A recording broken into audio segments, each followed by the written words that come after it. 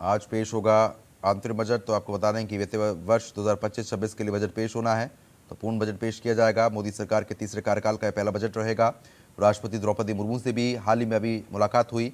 वित्त मंत्री निर्मला सीतारमण की अब जानकारी है संसद भवन पहुंची हुई है। वित्त मंत्री निर्मला सीतारमण ठीक 11 बजे यानी कि लगभग 1 घंटे बाद बजट पेश होने की कार्रवाई शुरू हो जाएगी। इस बजट से लोगों को यानी कि आम लोगों को काफ़ी कुछ उम्मीदें हैं। तो बता रहे हैं कि मोदी सरकार के तीसरे कार्यकाल का ये पहला बजट होने जा रहा है, जिसको लेकर तैयारी पूरी है। वित्त मंत्री निर्मला सीतारमण आज बजट जो है वो पेश करेंगी। 11 बजे से वित्त मंत्री बजट पेश करती हुई नजर आएंगी। खास तौर पर किसान वर्ग को, गृहिणियों को, युवाओं को इस बजट से काफ़ी कुछ उम्मीदें हैं। जो बुजुर्ग हैं वो पेंशन को लेकर उम्मीद जता रहे हैं कि उनकी पेंशन पर जो ब्याज मिलता है उस पर टैक्स ना कटे, और तमाम चीज़ें हैं। टैक्स स्लैब को लेकर खास तौर पर उम्मीदें जताई जा रही हैं।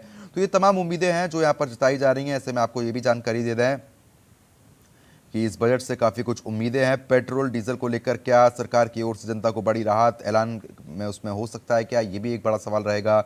महिलाओं को लेकर इस बजट में क्या कुछ बड़ा होने जा रहा है, ये ठीक 11 बजे के बाद पता लगना शुरू हो जाएगा। आपको बता दें, व्यापारी वर्ग की बात करते हैं तो व्यापारी को कहना है कि सरकार की ओर से धारा 370 हटाई गई, राम मंदिर बनाया गया, ये अच्छी बातें हैं, लेकिन मार्केट में मंदी है, सरकार को उस पर भी ध्यान देना चाहिए।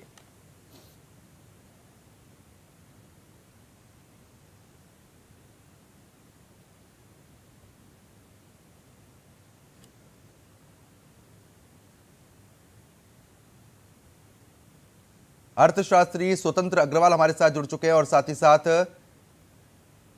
नवीन सीए जो हैं हमारे साथ जुड़ चुके हैं।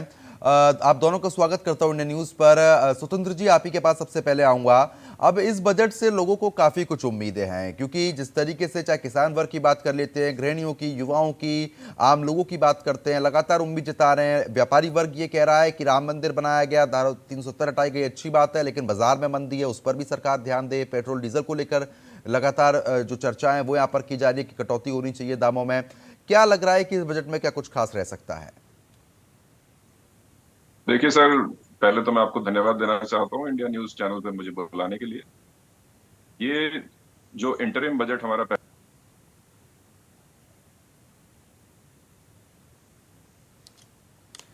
स्वतंत्र जी, आपकी आवाज हम तक नहीं पहुंच पा रही है, दोबारा संपर्क साधा जाएगा। मेरी आवाज पहुंच रही है आप जी तक? जी जी, अभी पहुंच रही है आपकी। मेरी आवाज अगर आपको सुनाई पड़ रही है तो आप बताएं। जी सर, जी सर। तो ये जो इंटरिम बजट का जो फॉलो अप है, इसका ये फुल बजट हमें मिलेगा अभी निर्मला सीतारमण जी की तरफ से। लेकिन जो बहुत बड़ी कंसर्न है, जैसा कि आपने बताया, कि बाजार में लोगों के पास एम्प्लॉयमेंट नहीं है, पैसा नहीं है लोगों की जेब में। तो कहीं ना कहीं सरकार को इस बात की चिंता जरूर करनी चाहिए कि लोगों की जेब में ज्यादा पैसा छोड़ा जाए, हम्म। चाहे वो स्टैंडर्ड डिडक्शंस के फॉर्म में आए, चाहे वो इनकम टैक्स की जो लिमिट है, जो स्लैब है, उसे बढ़ा के आए। बट लोगों की जेब में अगर पैसा नहीं होगा तो डिमांड साइड कहीं ना कहीं पैरालाइज्ड ही रहेगी, वो आगे नहीं बढ़ेगी। वो इकोनॉमी में एक बहुत इंपॉर्टेंट चीज है। अगर डिमांड साइड को हम एड्रेस नहीं करेंगे तो समस्याएं बनी रहेंगी। बिल्कुल, कहीं ना कहीं वो समस्या जो है बनती हुई नजर आएगी। नवीन अग्रवाल जी लगातार बने हुए हैं, सीए हैं, उनसे बेहतर समझते हैं कि स्थिति क्या बन सकती है।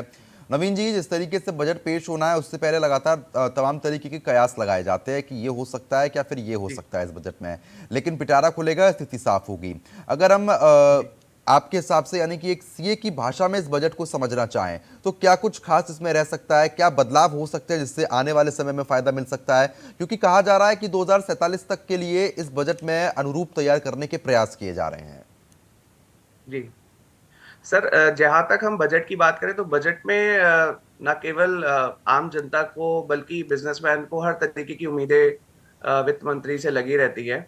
और हम्म। अभी पिछले कुछ दिनों पहले एक जीएसटी काउंसिल की 53rd मीटिंग हुई थी, जिसमें काफी सारे डिसीजन गवर्नमेंट ने लिए थे।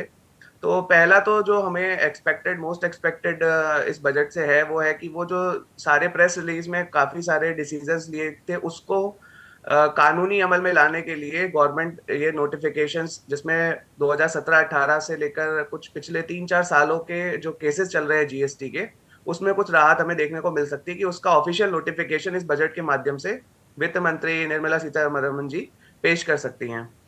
और जैसा कि हम देखते हैं कि हर बार की तरह जो इनकम टैक्स की दरें हैं उनमें भी कुछ बदलाव देखने को मिल सकता है कि इस बार जो नया टैक्स रेजिम, जो गवर्नमेंट ने दो टैक्स की स्कीम निकाली है, एक पुरानी टैक्स स्कीम चल रही है और एक नई टैक्स स्कीम चल रही है।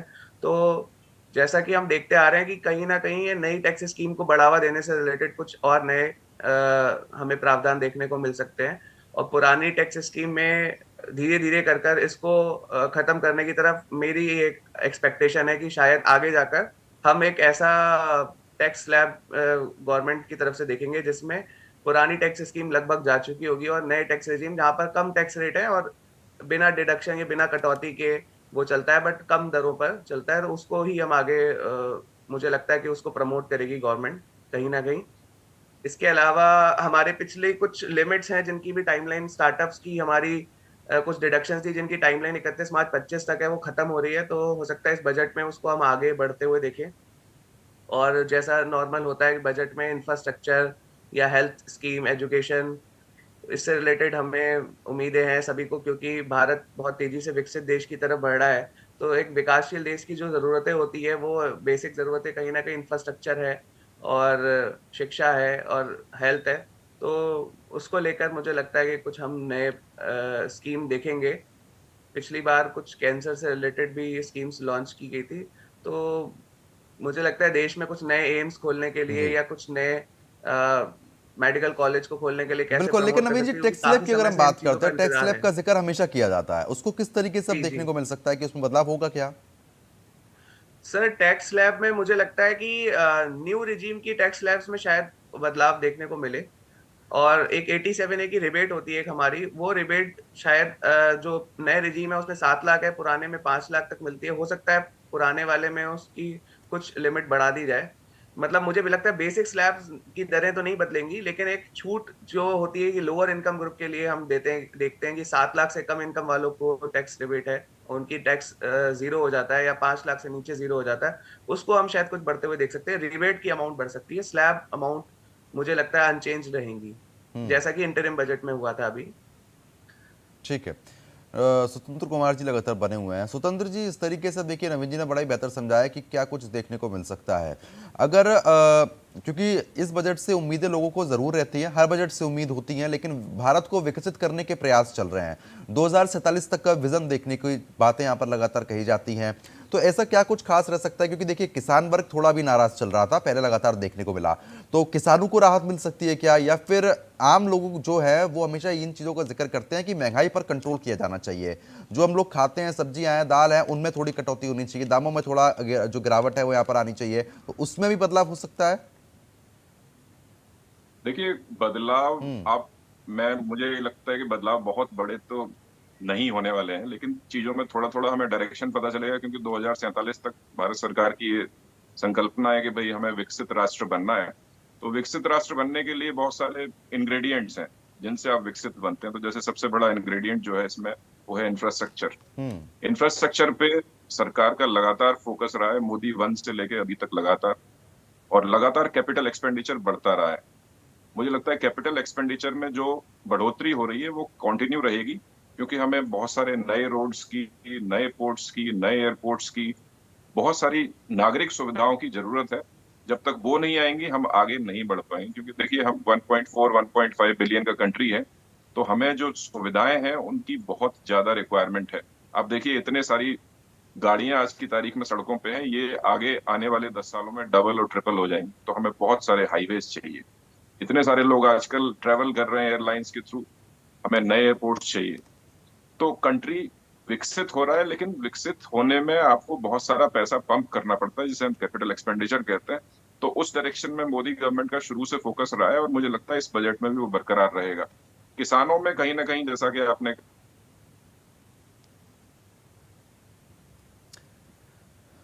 फिलहाल आवाज आपकी नहीं आ पा रही, दोबारा से संपर्क साधने का प्रयास किया जाएगा। नवीन जी, मेरी आवाज पहुंच रही है आप तक?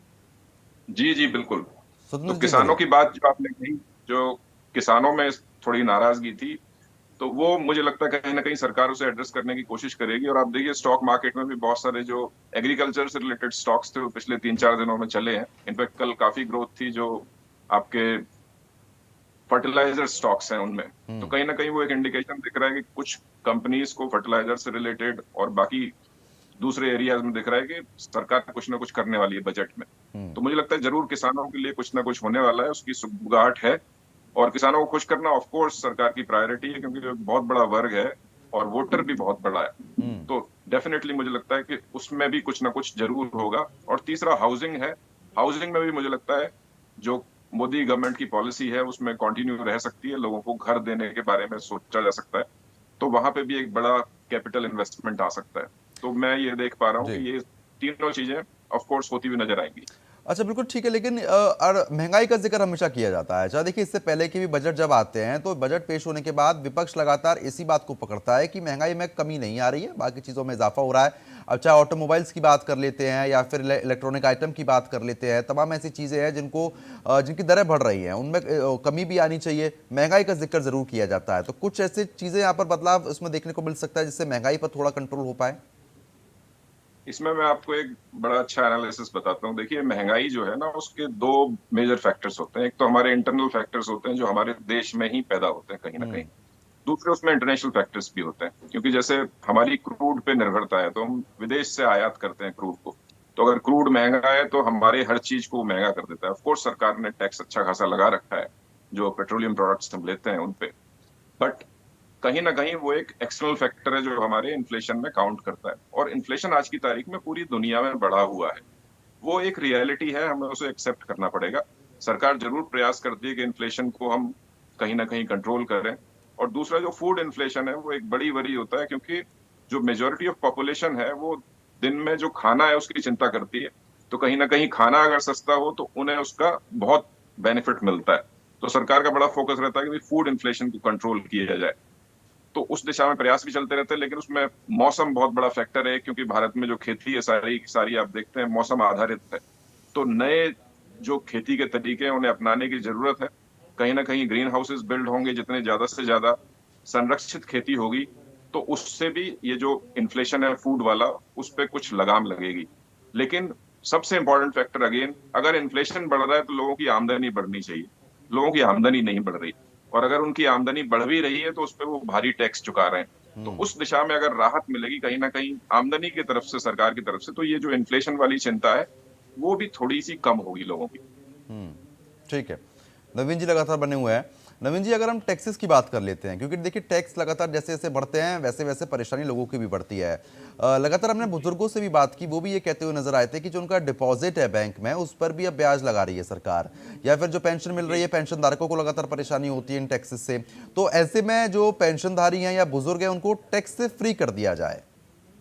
जी सर, पहले पिछले बजट में हमने एक स्कीम देखी थी जहां पर गवर्नमेंट ने ये कहा था कि जो स्लैब है वो उन सीनियर सिटीजन के लिए बढ़ा दी जाएगी जहां पर उनकी इनकम केवल पेंशन और इंटरेस्ट से है। बट अक्सर ऐसा देखा गया है कि पेंशनर्स के पास कहीं ना कहीं अब जैसा कि गवर्नमेंट ने धीरे धीरे म्यूचुअल फंड्स की तरफ बढ़ावा दिया है, तो हम जैसा प्रैक्टिकली देखते हैं कि कई सीनियर सिटीजन्स के पास अब इनकम का एक सोर्स म्यूचुअल फंड भी है जो कि कैपिटल गेन के अंदर टैक्स होती है।